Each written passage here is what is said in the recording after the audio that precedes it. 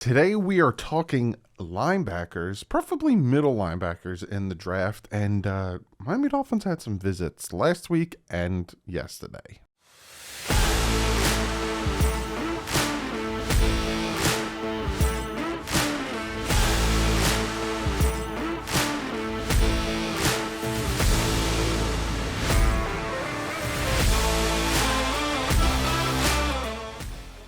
What is up, Finn fans? Got a lot to talk about today. We're breaking down linebacker prospects.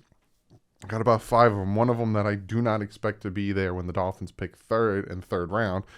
And Dolphins had some meetings today. But before we jump into that, I got to shout out some new members and patrons. Richard Shafrick, and this is a long one. The Golf Week AM tour of Northeast or NE, Florida. Thank you guys so much for being members. And on the Patreon side, we have Cody McKeon and Lex Thomas. Thank you guys for being patrons and members. You guys have no idea how much that means to me. I love all of you, as well as the subscribers and everyone that supports the channel. But let's jump into some news. Now, today for me, yesterday for you guys, I'm recording this video extremely late. The Dolphins have met with Melvin Ingram. Now, yes, the Dolphins met with Melvin Ingram last year as well, and he decided, nah, I'm going to go to Kansas City. Now, was that him saying, nah, I'm going to go to Kansas City, or is it the team saying, you know what, we're just going to let you go wherever you want to go? 32 years old, right? He can be still somewhat very, very decent, right? So last year, Melvin Ingram generated 51 pressures on 460 pass rushing snaps last year, of one of every 9 snaps. So essentially, one of every 9 snaps, he got pressure on the quarterback. Manuel Ogbah generated 61 pressures in 524 pass rushing snaps, one for every 8.6 snaps. Imagine these two guys on the same field. Now, again, it's not going to be, if they do sign Melvin Ingram, it's not going to be an everyday, every down type of, pass rush from Melvin Ingram. He's going to be situational, third down, come in, depth, really good move there. So if I'm the Dolphins, I'm pulling the trigger, giving Melvin Ingram a 1 year, $2 million contract. Bring him in, have him be that depth, have Phillips, have Emmanuel Ogbah. Really good rotation on the defensive end front.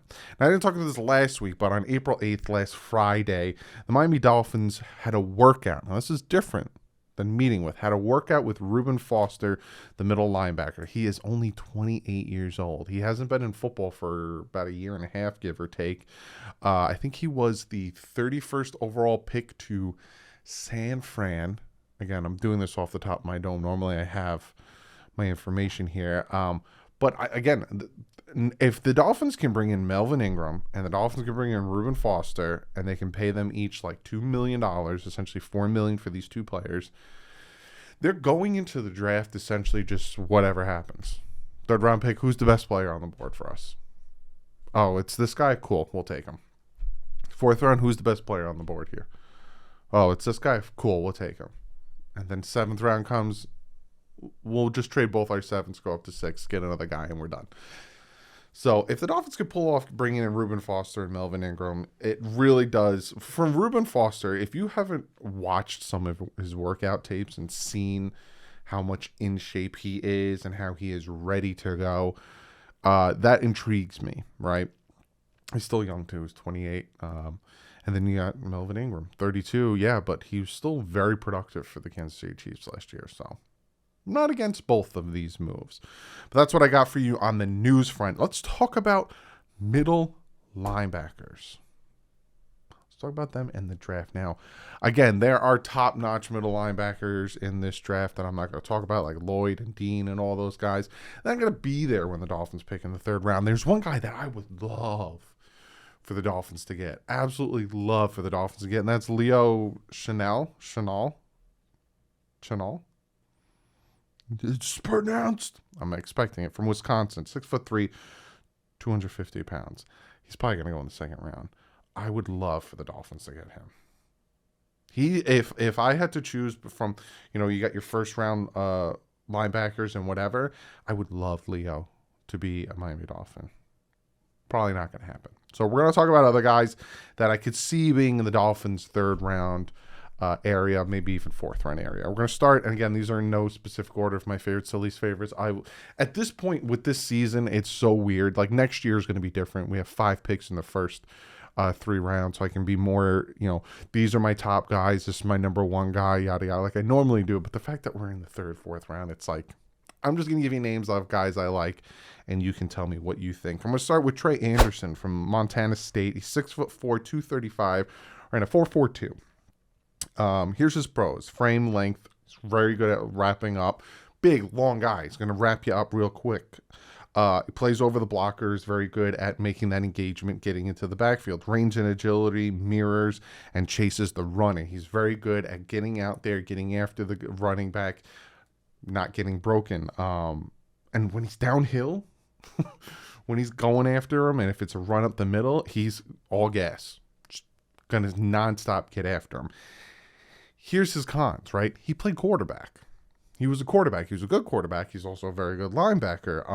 So he lacks the experience of playing linebacker, being that he's coming from a different position. He's indecisive and he's unsure at times, especially on which gap to hit and all that stuff. And he's inconsistent and plugging run fits. So essentially, again, he's got that inconsistency and he kind of stutters in which one he wants to go to. But other than that, like I said, he's got the speed, he's got the great tackling, the wrapping up, the physicality, the power. I wouldn't be upset Trey Andersen with the 3rd round pick, because we do need a middle linebacker. The other one I got on this list, and Dolphins met with this guy, Channing Tindal, Georgia, 6'2", 230 pounds, ran a 4.47 40. Here's his pros, right? Consistently finds the football. He's consistently getting after the ball, whether it's in the pass game, whether it's in the run game. Very consistent on that side. Side to sideline speed is very good. That's what you kind of want out of these linebackers, getting to both sides, covering all of that area. Great tackler. Great tackler. He's going to bring you down high numbers when it comes to that. Here's his cons. Played with a lot of talent in front of him, and some people want to say the same thing with some of the Dolphins past linebackers, like was it them or was it the talent in front of them? And that's where I talk about trenches a lot, right? He played with a lot of good talent in front of him, which is good at eating up blockers, giving free lanes for him to get there, make the tackles for loss, and not have to deal with one-on-one blockers, right? Loses sight lines from the middle, so again, the gaps and all that stuff. I might lose. The linebacker might hit one gap. He thinks he hits the other. Can't really see which way he's going. And he fails to recognize misdirection in the pass game. So if you have, I forgot what the route is called, but I think it's called a Texas route. With the running back, you might confuse him when he plants that foot, goes in the opposite direction. But the Dolphins met with him. I wouldn't be upset with taking Channing Tindal. Like his upsides and his downsides can be taught. Then we have JoJo Domann, Nebraska, 6'1", 230 pounds, ran a 4.6, 240. He's tough. He's rugged. He's a big bull, right? He presses and sets the edge in an instant. So he's going to get to that edge. He's going to set it, especially if you have him out there at outside linebacker. He's going to kick your running back inside. That's what you want with these outside guys. Again, he can play both inside and outside. He can cover and bully the tight ends underneath. And when I saw that, I was very happy about that, because you guys know, being Dolphin fans, how much we have to deal with tight ends just beating us. It was always a thing for the Dolphins, tight ends beating them. Here's his cons. He was injured and missed 2017, and he missed part of 2018 and 2021. So that's something that we're going to have to deal with if we do draft him, is the injury concerns. He doesn't have enough burst. He ran a 4.62.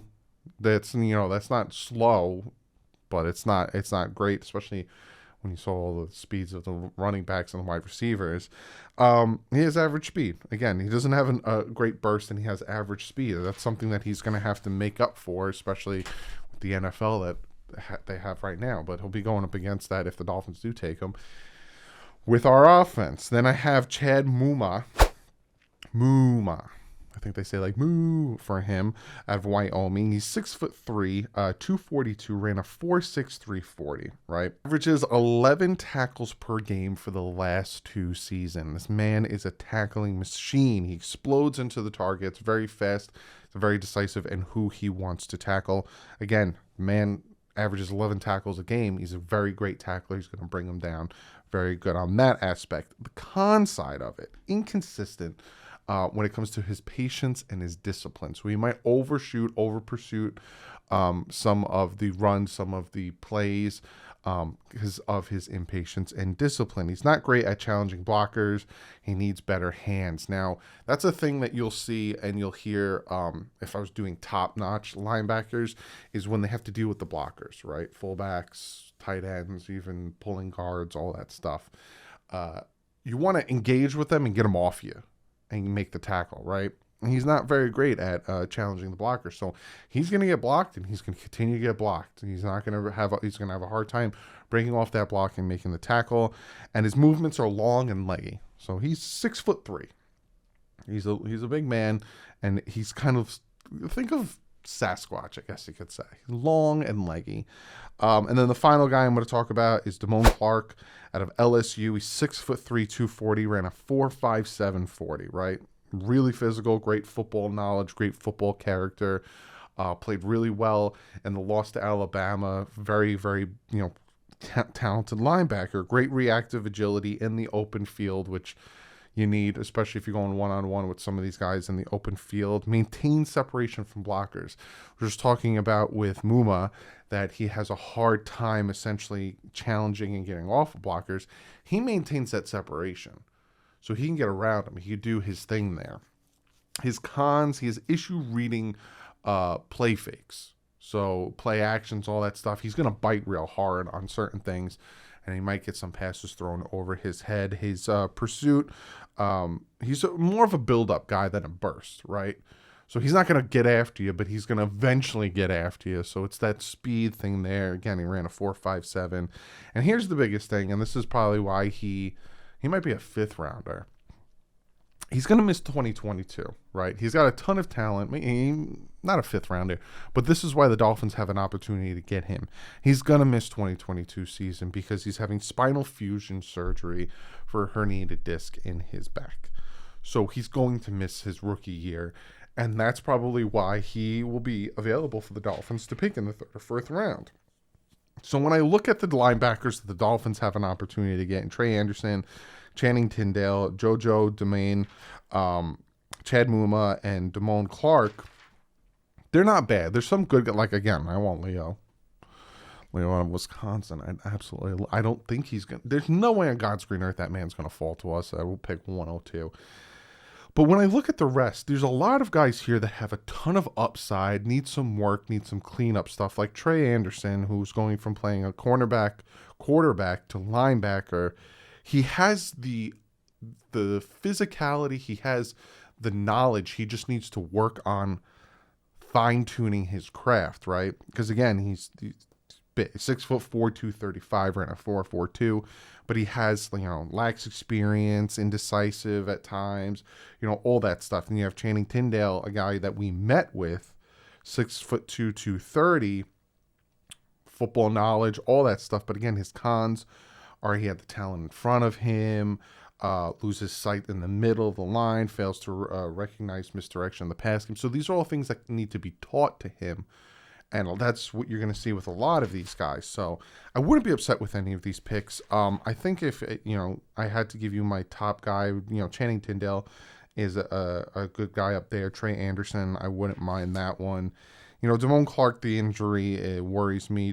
Chad Muma, he's a great tackler, Chad Muma out of Wyoming, but like everything else, his speed, 4.63 kind of worries me. So again, if I had to put my bottom two, it'd be Damone Clark and Chad Muma, just because of the injury and his speed. And then the other 3 guys, I wouldn't be upset, but Trey Andersen would probably be my number 1 guy if I was going to go linebacker. Besides Leo. Comment below. Who do you like out of the list? Did I miss any potential linebackers that we could get in the 3rd or 4th round? Again, it's like the end of the 3rd round. So technically we all have pretty much like 2 4th round picks. Comment below, let me know. Next video, the Dolphins are doing an interview with Chua. So I'm going to do a reaction to that. So I'm not going to watch it. I'll do a reaction to that. And then I'm going to break down centers. And then let me know another position.